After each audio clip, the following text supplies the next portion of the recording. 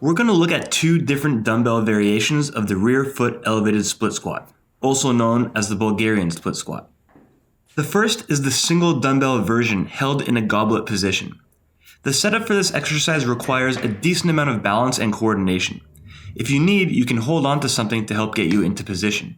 However, the dumbbell itself acts as a decent counterweight that will also help you balance.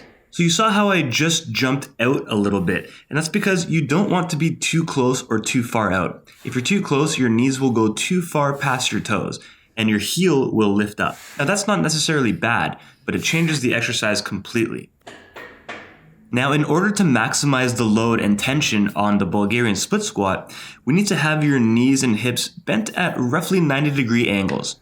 This will allow for a full range of motion, so you can go all the way up and all the way down, stretching and loading the muscles appropriately, and that also helps support the most load. Keep in mind that the goblet position helps you be a little more upright and will target a little more of the quads. This second variation that we're doing with two dumbbells to the side will target a little more of the hips. So you're going to be forced to hinge at the hips instead of being more upright. And what that's going to do is going to load a little bit more of the glutes and the hamstrings.